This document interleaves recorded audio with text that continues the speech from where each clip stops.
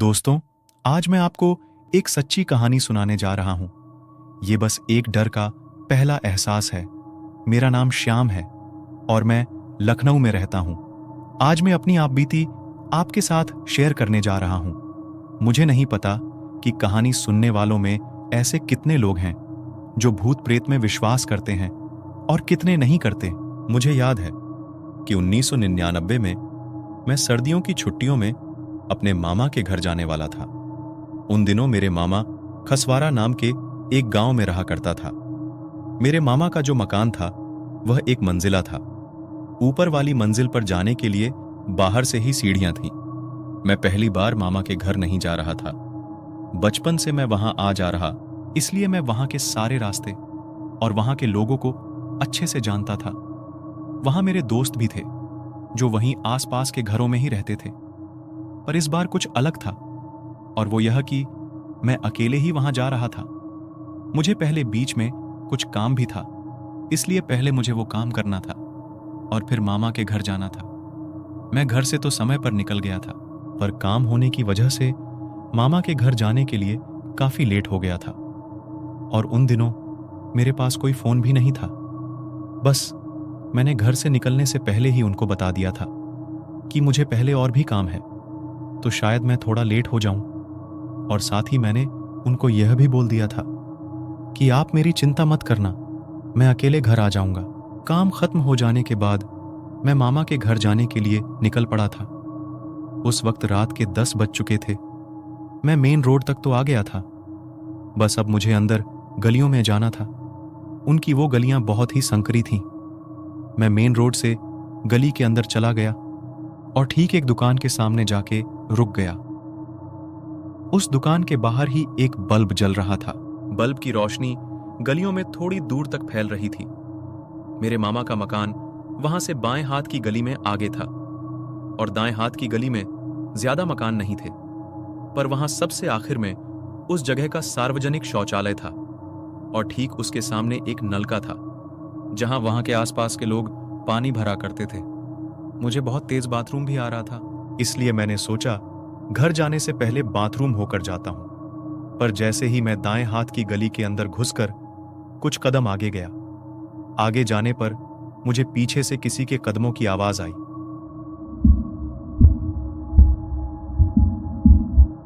वो आवाज सुनकर एक पल के लिए मैं अपनी जगह पर ही रुक गया। मैंने पीछे मुड़कर देखा तो वहां एक औरत आ रही थी, इसलिए मैं थोड़ा वहीं रुक गया और वो औरत धीरे धीरे आगे आती रही। उसके आगे आने पर अब मैं उसको देख पा रहा था। वो सावित्री काकी थी। सावित्री काकी उसी गांव की रहने वाली है। बचपन से जब जब मैं वहां आता था उनके पास जरूर जाता। वो मुझसे बहुत प्यार करती थी, और मुझे ही क्या, वो तो गांव के सभी बच्चों से बहुत प्यार करती थी। दरअसल काकी के पति की मौत उनकी शादी के 2 साल बाद ही हो गई थी, जिस वजह से उनकी खुद की कोई औलाद नहीं थी, इसलिए वो अकेले ही रहती थी। उनको देख मैं बहुत खुश हुआ। मैंने उनको वहां से ही आवाज लगाई, पर मानो उन्होंने मेरी आवाज सुनी ही नहीं और वह बस सीधा चलती रही। वह ऐसे चल रही थी जैसे उनके शरीर पर उनका खुद कोई काबू न हो। मैं फिर भी उन्हें आवाज मारते जा रहा था और देखते ही देखते हो मेरे पास आ गई थी। मुझे लगा कि अब वो मुझे पहचान लेगी, इसलिए मैं उनके सामने आकर खड़ा हो गया। लेकिन फिर भी वो सीधा आगे चली गई और अब वो मुझसे आगे निकल गई थी। अभी तक तो मुझे कुछ भी अजीब नहीं लग रहा था, लेकिन अब उनको अपने सामने से गुजरते हुए देखने में मुझे थोड़ा अजीब महसूस होने लगा था, क्योंकि मेरे सामने जाते समय मैंने उनका चेहरा थोड़ा सा देख लिया था। उनका चेहरा ऐसा था जैसे बहुत टाइम से उन्होंने अपना मुंह साफ ना किया हो।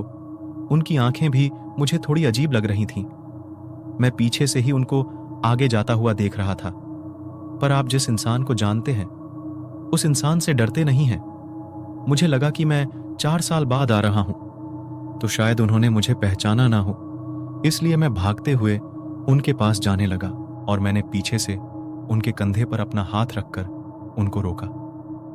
इसके बाद जो मैंने देखा उसको देख मुझे लग गया था कि ये वो नहीं है जो मैं समझ रहा हूं। जब वो पीछे मुड़ी तो उनकी आंखें बिल्कुल काली थीं उनके कपड़े गंदे और फटे हुए थे। अब की बार मेरे रोंगटे खड़े हो गए, क्योंकि ऐसा नज़ारा मैंने जिंदगी में कभी नहीं देखा था। मैं जल्दी से एक कदम पीछे हो गया। आसपास पूरा अंधेरा था और अब ऊपर से ये अजीब सा माहौल। उस मामूली सी झलक से मेरे अंदर सनसनाहट सी दौड़ गई थी और मैं तेजी से चलते हुए बाथरूम की तरफ जाने लगा। मैंने झटके से बाथरूम का दरवाजा बंद कर लिया। मैं बस अंदर खड़ा था, क्योंकि उस वक्त मैं इतना डर गया था कि मैं अपने आप को ही कोसने लगा था कि मैंने यह क्या पागलपन कर दिया है। 4-5 मिनट तक मैं बस वहां खड़ा ही रहा। बाथरूम के अंदर ठीक से रोशनी भी नहीं आ रही थी। एक जो बल्ब था वह भी बाथरूम से काफी दूर था। उसकी पीली रोशनी की किरणें बाथरूम के दरवाजे की दरारों से अंदर आ रही थीं। मुझे वहां खड़े हुए करीबन 10 मिनट हो चुके थे। अब बाहर से कोई आवाज या कोई हलचल नहीं सुनाई दे रही थी। मैंने अपने आप को शांत करते हुए बाथरूम का दरवाजा धीरे से खोला। वहां सब कुछ बिल्कुल शांत था। मैं बाहर आया और दाएं बाएं देखने लगा। वहां मुझे कोई नहीं दिखा, इसलिए मैं हिम्मत कर बाथरूम से बाहर आ गया और दौड़ता लड़खड़ाता हुआ वहां से भाग के मामा के घर जाने लगा। मामा के घर पहुंचकर मैं जोर जोर से चिल्लाते हुए दरवाजा पीटने लगा। मामा ने दरवाजा खोला तो मेरी हालत देख वो भी डर गए। वो मुझे अंदर ले गए। मुझे उस समय बहुत तेज बुखार आ चुका था। रात भर मैं बस बुखार से लेटा रहा। सुबह जब मेरी हालत थोड़ी ठीक हुई तो मैंने मामा को कल रात का बताया और काकी के बारे में भी पूछा। मेरी बात सुनने के बाद मामा ने मुझे बताया कि 9 महीने पहले ही काकी गुजर चुकी है। उनकी तबीयत बिल्कुल ठीक थी, पर एक दिन अचानक ही उनकी मौत हो गई। वो घर में अकेली रहती थी, तो उनके बारे में किसी को पता ही नहीं चला। वो तो जब गांव वालों को वो कहीं दिन तक दिखी नहीं तो लोग उनके घर गए और तब वहां बस उनकी लाश ही मिली। उनकी लाश से थोड़ी थोड़ी बदबू आना शुरू हो गई थी।